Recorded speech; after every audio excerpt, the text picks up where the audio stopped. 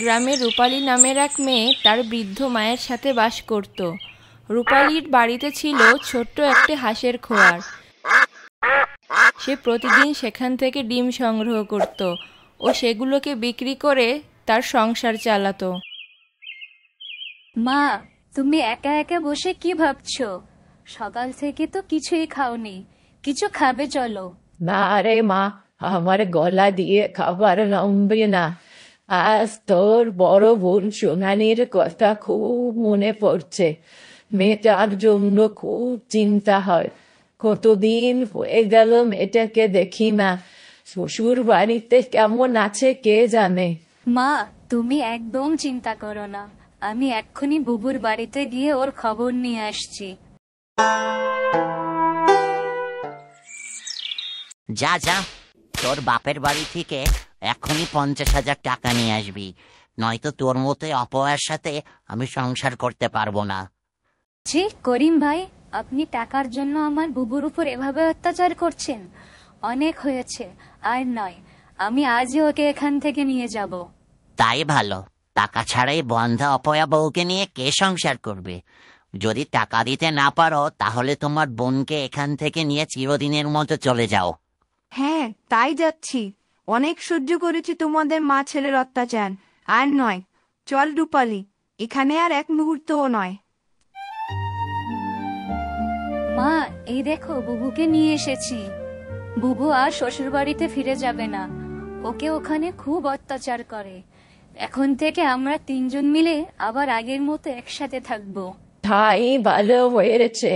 শেষ বয়সে মেয়ে দুটোকে চোখের সামনে দেখতে পেলে আমারও চিন্তা কমবে। আর এখন থেকে তোরা দুবোন মিলে একসাথে সংসারের হাল ধরবি, কেমন? হ্যাঁ মা, সেটাই ভাবছি কি করা যায়। আমাদের তো একটা হাঁসের ছোট্ট ঘর আছে, যদি একটা হোটেল দেই, ও হোটেলে আমাদের হাঁসের মাংস ও ডিম ভুনা রান্না করি, তাহলে কেমন হবে? হ্যাঁ রূপালী, তোর বুদ্ধিটা কিন্তু মন্দ নয়। আমাদের বাড়ির পাশে রাস্তার ধারে যে পুরানো ঘরটা পড়ে আছে, আমরা কিন্তু ওটা ঠিক করে দোকান বানাতে পারি। হ্যাঁ বাবু, তুই একদম ঠিক বলেছিস। তাহলে আমরা আজই ঘরটা পরিষ্কার করে ঠিক করে রাখবো, যাতে কাল থেকে হোটেলের কাজ শুরু করতে পারি। পরের দিন সকালের মধ্যে সোনালি ও রূপালী তাদের ভাঙা ঘরটা ঠিক করে হোটেল তৈরি করে ও তারা দুই বোন একসাথে হোটেলের কাজ আরম্ভ করে দেয়। রূপালী, আমি রান্নার দিকটা সামলাচ্ছি। একটি টেবিল চেয়ার আর প্লেটগুলো পরিষ্কার করে ফেল। এভাবে রূপালী সোনালির কথা মতো সব পরিষ্কার করতে থাকে, আর এদিকে সোনালি রান্না করতে থাকে। বাহ, খুব ভালো মাংস ভুনার ঘ্রাণ বের হচ্ছে। এই যে, তোমাদের হোটেলে কি কি খাবার পাওয়া যায়? আমাদের হোটেলে শুধু হাঁস ভুনা ও হাঁসের ডিম পাওয়া যায়। এগুলো আমরা বাড়িতেই পালন করি। আর আমাদের জমির চালের ভাত, একবার খেয়ে দেখুন, খুব ভালো লাগবে। শুনে তো খুব ভালোই মনে হলো। আমাকে 1 প্লেট ভাত ও দেশি হাঁস ভুনা দাও। এরপর রূপালী লোকটাকে খাবারগুলো এগিয়ে দেয়। বাহ, অসাধারণ তোমাদের হাতের রান্না। মনে হলো যেন ঘরের খাবারই খাচ্ছি। আজকাল হোটেলে তো ঘরের স্বাদ পাওয়াই যায় না। আমাকে আরো 4 জনের খাবার প্যাকেট করে দাও। হ্যাঁ জমিদার সাহেব, আমি এক্ষুনি দিচ্ছি, আপনি একটু অপেক্ষা করুন।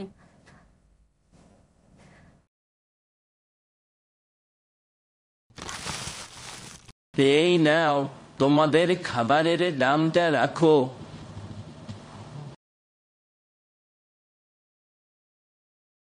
মা দেখো, এই হোটেল থেকে কি সুন্দর মাংস ভুনার ঘ্রাণ আসছে। আমাকে হোটেল থেকে একটু খাবার কিনে দাও না মা। আমার মেয়ের জন্য 1 বাটি হাঁস ভুনা প্যাকেট করে দিন।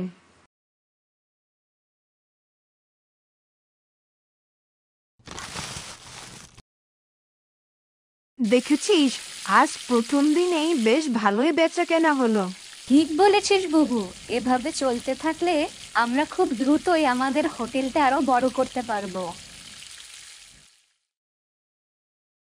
মা, অনেকদিন তো হলো হাতে কোনো টাকা পয়সাই নেই। এতদিন তো সোনালির বাপের বাড়ির টাকা দিয়ে দিন ভালোই চলছিল। হ্যাঁ রে বাবা, তুই একদম ঠিক বলেছিস, আমিও সেটাই ভাবছি। একবার গিয়ে দেখবি নাকি ওরা এখন কি করছে? আর তো ফিরে আসলো না, একটু খবর নিয়ে দেখ তো। ঠিক আছে মা, আমি এক্ষুনি একবার খোঁজ নিয়ে দেখছি। এই বলে করিম তার বউয়ের খবর নিতে বেরিয়ে পড়ল। রূপালি, কুকুরটাকে দেখ, সকাল থেকে এখানে দাঁড়িয়ে আছে। ও মনে হয় খুব ক্ষুধার্ত, ওকে কিছু খেতে দে। যদি আমরা ওকে রোজ খেতে দেই তাহলে আমাদের দোকানও পাহারা দেবে। হ্যাঁ বাবু, তুই একদম ঠিক বলেছিস। আমি এক্ষুনি ওকে কিছু খেতে দিচ্ছি। তবে আমি ওকে একটা নাম দেব। আজ থেকে ওর নাম রাজু। আয় রাজু, আয় এদিকে আয়।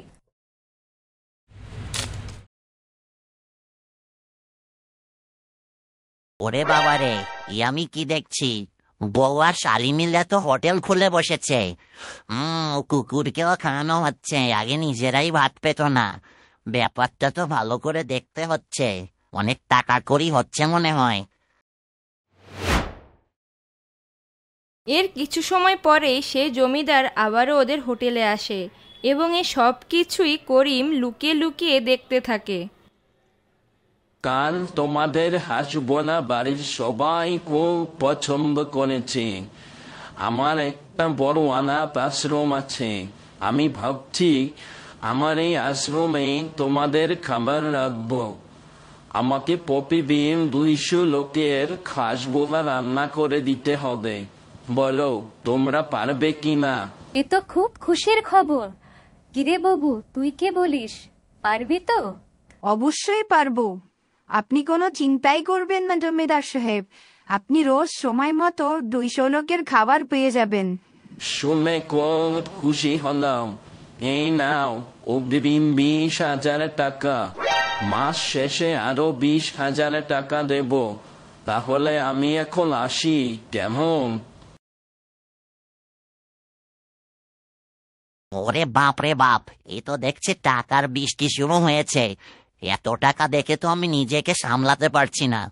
সুযোগ বুঝে টাকাগুলো মেরে না দিতে পারলে আমার আর শান্তি হবে না।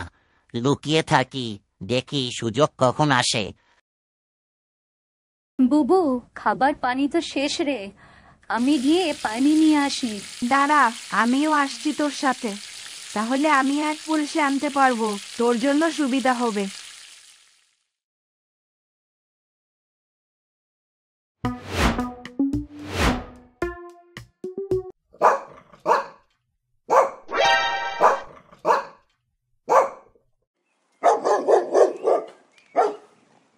ওরে বাবা রে, এ আবার কোন বিপদে পড়লাম রে। এত কুকুরের হাতে ধরা খেলাম রে। কুকুর থাম থাম, চুপ কর। আমাকে যদি এই সুযোগে ওরা ধরে ফেলে তাহলে তো আমার আর রক্ষা নাই। যদি দেখে আমি ওদের দোকানে চুরি করতে এসেছি তাহলে তো মার একটাও মাটিতে পড়বে না। আই কপাল, কি করি এখন? আই কুকুর থাম থাম। ছি ছি ছি ছি ছি, শেষ পর্যন্ত খুঁজে খুঁজে কিনা আমাদের হোটেলে চুরি করতে চলে এসেছিস। এতদিন আমার বোনকে জ্বালিয়ে শান্তি হয়নি বুঝি? দাঁড়া, তোর সারা জীবনের পাপের শাস্তি আজ হবে। চুরির দায়ে তোকে গ্রামের লোকের হাতে তুলে দেব। দাঁড়া, কে কোথায় আছো? চোর চোর, ধরো চোরটাকে ধরো। কে কোথায় আছো? ওরে বাবারে, ওরে বাবারে, মরে গেলাম রে। খুব লাগছে। ওরে বাবারে, আমাকে মাফ করে দাও। ওরে বাবারে।